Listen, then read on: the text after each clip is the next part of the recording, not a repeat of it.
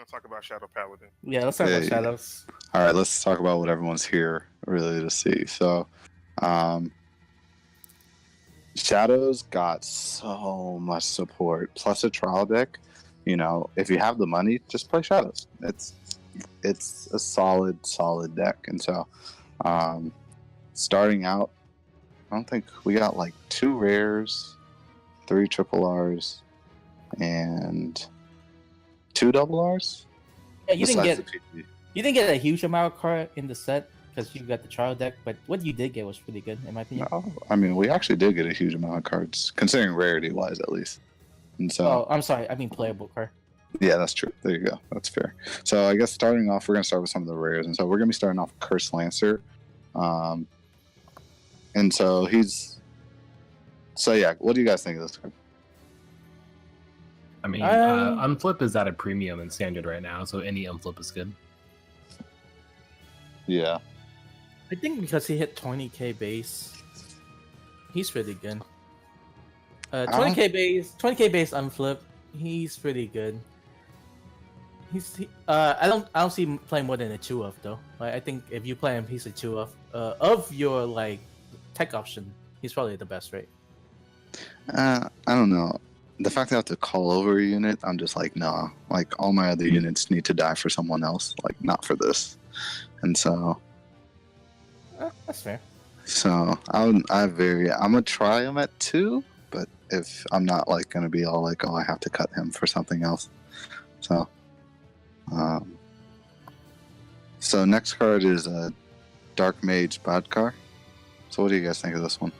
Did you say Badkar? Did you say?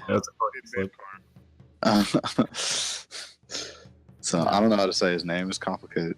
There's like actually, I think the D is silent. I don't know. Well, I don't know. Despite his name, this card is quality. What a good card. Yeah. I actually disagree. I think this card is 100% bait.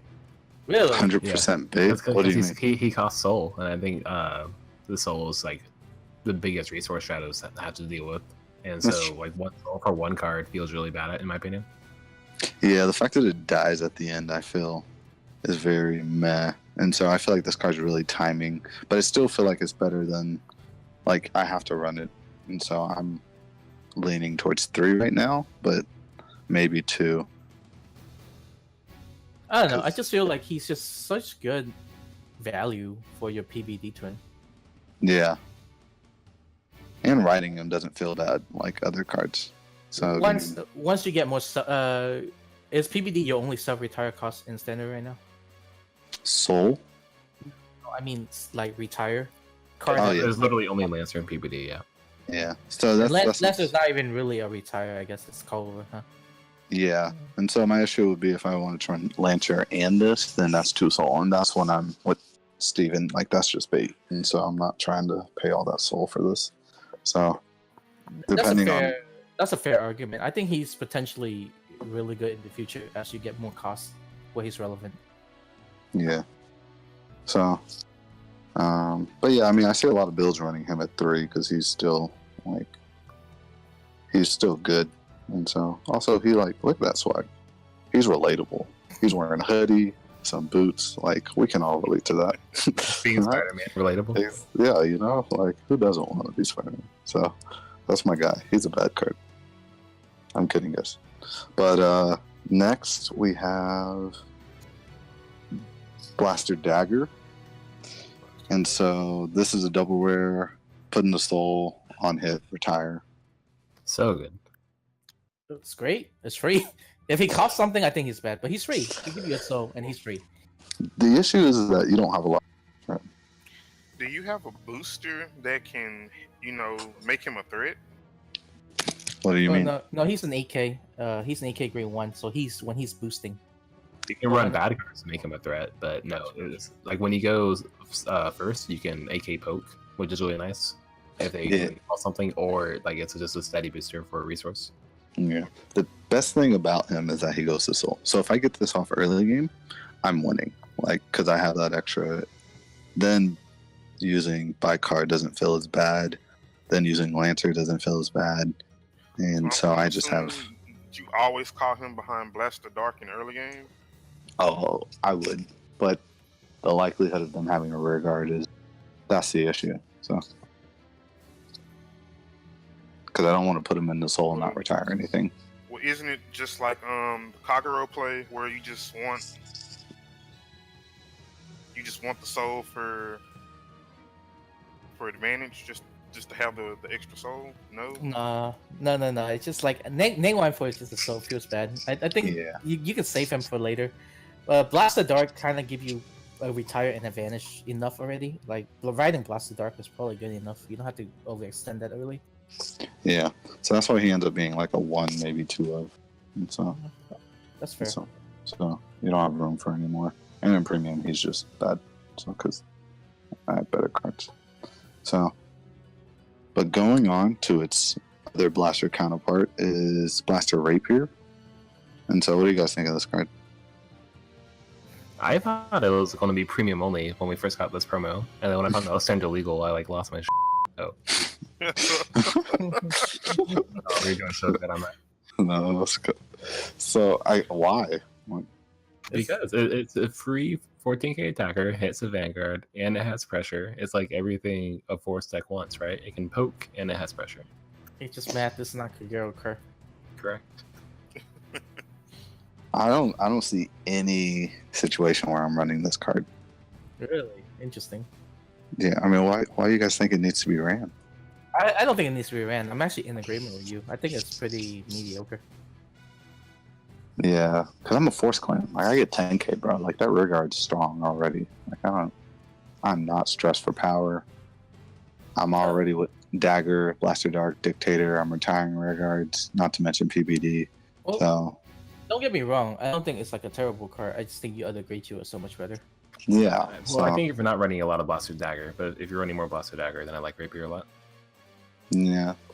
So, I don't have any room for it. And so, also the 3 blaster requirement can surprisingly be difficult. I'm of the mindset you don't run more cards that's bad into OTT. And this is a card that's bad into OTT. I mean, you already take the L against OTT anyway. You don't automatically take the L. Not a favorite matchup, and you can't argue with it. Yeah, it's really unfavored. So I got a 30-70 win rate. If I'm playing it, I can up that. It's what, 35? No, 45. I don't know about that. That's a pretty. I'm the man. All right. So. You want the triple rares? Yeah. So that's it for double rares. We got 2 double rares. I mean, obviously we have the PG. So our first triple rare we're going to start off with is Black Sage Karen. And so, what do you guys think? It's good. He's unflipped, and he just happens. Yeah. I didn't know this was a guy at first. Not gonna lie. Not until I saw this. He doesn't have a lot of enablers in standard right now, which is like he'll get he's a card that'll get better over time, but there's not a lot of cards that call right now in standard. Yeah. Dark Dictator, right? You only run him at 3, right? Yeah, because the soul charge, like having the soul charge makes me better than Royals because I can pay more cost. But the soul blast is like oof, you know. And so I run them at 3, but in premium it's also pretty good because having 10k shield, AK booster, gaining plus 3k, and that soul doesn't feel as bad. And so this card's all in all a really solid card. Yeah, it's great premium, right? That's just the unflip in premium is so quality. Yeah. Like in standard, I didn't even think they'd give us this card, so I was like, oh, flipped. I'll take it. Like I like that, you know? It's neat. You only have 2 enablers, so it's fine. Like you run it because you have to. Yeah, and so just being able to like Dictator Maka for free is, you know, that's a lot of value. So, but yeah, next card is Skull Witch Nemane. And so I'm gonna let you guys go first. 5 out of 5. What a good card. Like let me just casually drop this card onto Ryoga Soko and +1 every turn. I remember I was playtesting against James, and I opened this card turn 1 every game, and it triggered him pretty heavily. It's free deck thinning. It funds your abilities. Like it's 5 out of 5. All I can say is these other guys said. 5 out of 5. All right. So, hot take. This is the best card for Shadows in the set. No, I agree. Like, this That's card. not a hot take. Like, it's insane. This card's amazing. Like the utility. I mean, in standard, it's pretty simple. You're just plussing 1 every turn. But in premium, oh my gosh. Yeah, Oh my you gosh. remember that one play I outlined where you just like stride into drag abyss, and it's like literally a +4 turn, and you retire 2 cards from your opponent. Yes, it's so good. So the only issue with her is just space. Like finding space for her makes it hard because you want to run 4. But she is so good, so good. Just Premium, it's just insane in premium because you can get so many starter. Just the fact that you can run starter in your deck and get it at will now without having to use the on-stride ability is so good. Jesus, I can call out triggers like belly owls. You can't. But I was 4K. Oh dang! I can only be 5K. That's fair. That's fair. Dang it, Bushy. Hard countered. They planned this. They don't want your nonsense. Yeah, but she also like she makes Ogma so free. Yeah. So if she makes Ogma so free. Yeah, Agma is a 0 to hero story. Yeah, like I go into her and I'm like, oh, I just minus you 4, and I actually didn't have to play any cards from hand. Shake hands. This card would like. I'm glad they made this card once per turn, locked to ability. Otherwise, it'd be busted.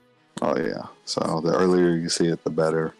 And I just love her so much. In premium, the only issue now is like, okay, I need to get to Ritual 5, which is very hit or miss depending on how you open. So, but she's amazing. So, yeah. Going into the next card is Dark Maiden Maka. And so she's basically Dark Dictator, but for a draw. So she enables your Kadon because she calls from hand. So, question: if you're on Dark Dictator and you have this, what will you? And you have 1 Cowl Blast, what will you really do? You go Dark Dictator, then Kadon, then use her, and use that same CB and call something else. What? No, I mean like if you don't have that option, obviously. I'm just saying if you have to choose between drawing or retiring, what would you rather have? Oh, it depends on the matchup. So obviously against OTT, I'm not. I mean, if they have Promise Daughter, not just against OTT. If I'm going against Promise Daughter, that's a different matchup altogether. Because if they miss the Promise Daughter, they're getting bodied. Yeah, you just run this for the alternate option where retire is not value, right? Yeah. Trash regard they can pick. Yeah, 9 times out of 10 though, I would still. I mean, not 9 times, 8 out of 10, I'd probably go use her skill. That's fair. Because I'm gaining the same power and I'm still calling the same unit, but I'm also making up for the cost. I really wish Dark Dictator had her skill and she had Dark Dictator skill. Actually, I don't wish she had Dark Dictator skill. I hate that Shadows aren't superior calling from deck. Like, I'm Shadows. I'm the golden child. What happened? That's standard happened, buddy. I'm sorry. I feel like this is discrimination. Like, because I'm black? OTT is the golden child right now. Get over No. yourself. This isn't like... Trial this deck isn't- and Wave 2 is coming. I hope you're ready. Oh, gosh. I need another trial deck. Well, we have Gear Chronicle coming. Maybe Bushiro's favorite clan in the game for like 4 years is gonna make a comeback. We'll see. Bounce to bottom. Promise Daughter's terror ends. And when her terror ends, shadows begin. Yeah, So- standard's really cool like that, where there's a lot of like checks and balances. Yeah, so that's one good thing about standard. I would still run this card in premium because, I mean, my grade 2 slots aren't. They're kind of flexible, and so I kind of like having her skill just to call a card and make up for it. So, Okay. All right, the main man, PBD. the cover card, my guy, Phantom Blaster Dragon. So he's the VR, and in case you don't know, he's retire 3 for CB1 plus crit plus 15k, and your opponent retires 3, and then you can Soul Blast a grade 3 and deal a damage. So, Okay. what you guys got? Well, I am of the mind that this card carried the clan in standard. Mainly because I feel like even though they got some pretty good card, the other two grade 3 option they have is mediocre. I feel like Dark Dictator is like not impressive. If you don't ride this card, I think you lose. Just period. Yeah, I think you lose a lot of matchup if you just don't ride PVD, right? Like you can't just sit on Dark Dictator and expect to win. Yeah. I think PBD is the most overrated card of this whole set. Overrated? Why? Because if your opponent doesn't have the 3 to retire, you're not getting full value. You're paying a heavier cost than Imperial Daughter to get the crit and power pressure. And the damage relevant to the most problematic matchup in the meta. That's fair in terms of like going against OTT. This card's becomes very underwhelming, and so I agree there. But this card like shuts down almost every other deck if I get this skill off. Like if I minus you 3 and then force a PG out of your hand, you just lost 5 cards. So if your opponent try to play around this card by only having 2 rigor, you still activate the skill? Oh yeah, I still pay that cost. You saw what Ren did in the anime? He didn't care. My man knew. He was all -2, -3, so long as it's not a -1. And the whole point of all the other cards is like, okay, I'm not going to feel as bad for paying this singular cost. So that's why I'm like probably not going to run Curse Lancer, because I want to devote any and all retiring to this one card. And so I want to use my Makas, my Nemanes, and if I'm doing that, I won't feel this at all. I can use this twice and not feel it at all. When I use it that 3rd time, then I'm probably going to be like, oof, that hurts. Yeah, but typically you're drawing a lot more than your average force deck too. Like you exactly. You plus quite a bit more. That's a fair. So I've never seen so much power in one card, besides the fact that it goes terrible into the one bad matchup, which even then that's somewhat objective. I'll still take, if you just have one Promise Daughter, I'll still take 2 cards in a PG. That's a -4. And so that at least keeps us somewhat close. And obviously if you just open up 2 or 3, then I just lose. So, but I succeed that every time. He's 5 out of 5 for you? Oh yeah, like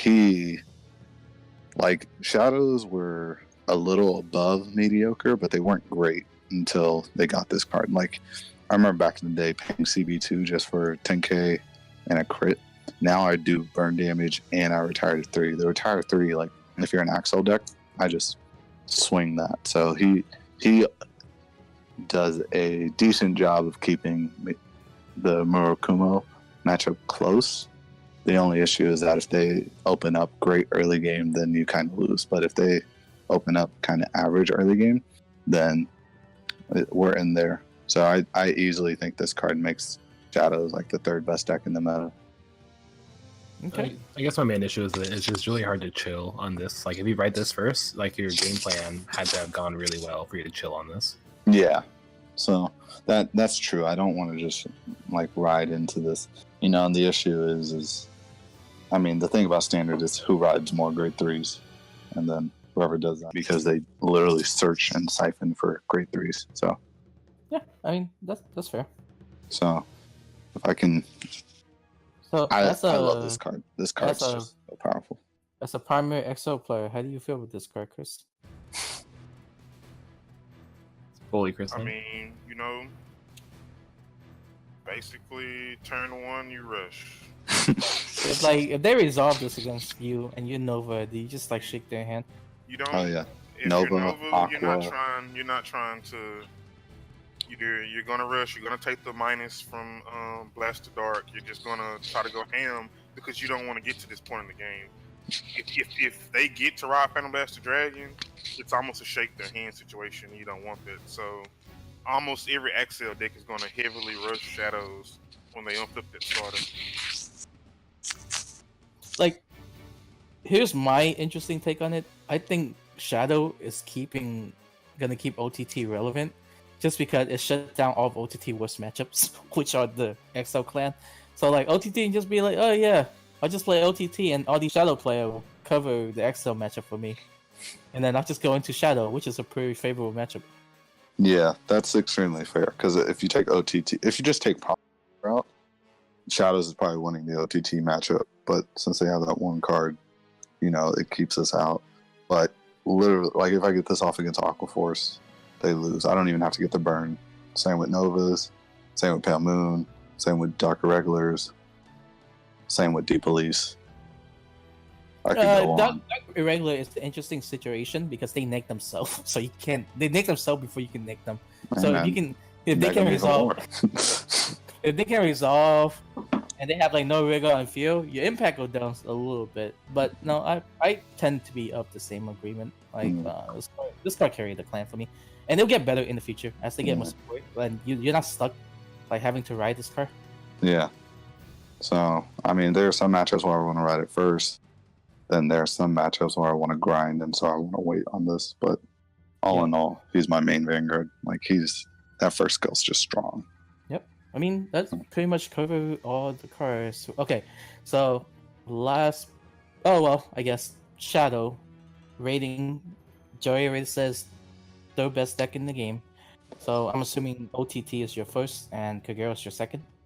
No, I put Murakuma second. Okay. And then Kako gets bumped down to fourth. Chris? So. I don't know, man. I don't think the Shadows is going to wreck the meta like everybody thinks it will. I think only really good players will maximize this, but on average, it won't. This deck is not as easy to play as OTT. Yeah, it's not going to have the same effect. Yeah, like if you resolve PBD a lot excessively, you're just going to lose, right? Yeah. I think it's a 4 out of 5 deck, but like a 3 out of 5 tournament deck. That doesn't make sense. Well, like, when we're going to a field that is super OTT saturated, I think it like drops down a rating, in my opinion.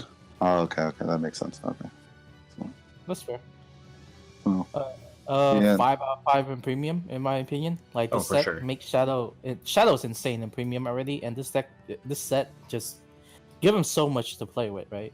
Yeah, I mean, we get a bunch of new toys. It can be hard mixing the stuff. It feels almost like this support was made with premium in mind, like totally. Yeah, because all the triple O's help me a ton in premium. Like they're just all more utility. Okay.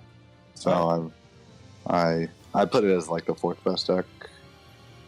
Third in premium. Yeah, Angie, I'd still think that's just a tough matchup. OTT Geese is third. I put Shadows at third, OTT Geese fourth, and then I don't know where I put DI because if it hits, you just lose. If it misses, and so I'm really trying to figure out where that places in the meta. Cause, we have to see more DI Assassin result. It's looking pretty good, but like Dead Anchor Assassin goes up pretty consistently. Yeah, that's the thing. But if they break, they just lose. So I don't know. The game playing is weird to me. Yeah, so I'm still trying to figure that out because of Dark Irregulars is scary. So I tie it with Angie right now. So okay, all right. Time to wrap up the discussion. How you guys think AL4 is going to impact the meta? Where will you place? If you were to put a tier for each clan, where will you place them? I guess I'll start. I think Murakumo is tier 1. I think Shadows are, despite my hate on them in tournament play, are a tier 1 deck. They just have kind of poor matchups right now. Pale Moon, I would say tier 3. And then, what was the last one? Dark Regulars? I think tier 2. I 100% agree with Steven. Like, Shadows 1, Murakumo 1, BI 2, and Pale Moon 3. Yeah, I mean, I moved DI down to tier 3, but I agree. Like, 2 tier 1 decks and then 2 tier 3 decks. Shadows, Murakumo being tier 1, tier 3 being Pale Moon and DI. Like, some really hit or miss here. Yeah, I share the same opinion. Pale Moon is my favorite clan. Like, I'm not trying to hate on it, but it is just so inconsistent in a tournament format. Yeah, for standard. So it's a great deck when it goes off, but when it doesn't go off, it just feels super bad. Possibly tier 2. It has some really high, so I don't know. If you bring it into a tournament and you get lucky, you'll do really well. It is what it is. I just have no faith in DI. I have zero faith in DI. So yeah, you made it. Call me a hater. I am a hater. I just have like no faith in DI. Like it just like why would you play that in a tournament? It doesn't do well into like most things. Yeah. Yeah, you made a convincing argument. The fact that DI and Pale Moon have to leave 6 to 8 draw triggers just kind of shows like, oh gosh, these decks are struggling, you know? Yeah. It's like they have to draw into combo pieces, and it's just like the game plan just has to go like just right, and your opponent has to not like sack you early. If they sack you early, you're struggling already because you're not plussing. So it's just hard to come back in a tournament setting and like consistently winning 7-8 games in a row. I still see it. Yeah. And then not to mention top 8 where the competition is higher level. I just don't feel it. Well, I do. Yeah. In premium, it's funny because flip. So Murakuma was easily the worst premium deck. Pale Moon, honestly, I'm not gonna put Pale Moon on a tier because I feel like if you don't know what you're going against, you're about to get destroyed. Like it's really Pale Moon is pretty unexplored territory. There's a lot to work with. But yeah, I agree. DI and Shadow is definitely top 4 decks. So this set helped them a lot because they already have solid core. Yeah, I mean, not much else to say from me. Yeah. So, well, guys, we hope that this was for you all. This was really fun on our parts, and so we'll be trying to give you more set analysis as they come out. And so, but yeah, guys, we're HAXs VGC, aka Team Heroes Axios, and so we're signing off. Peace. Right. See ya. Olive.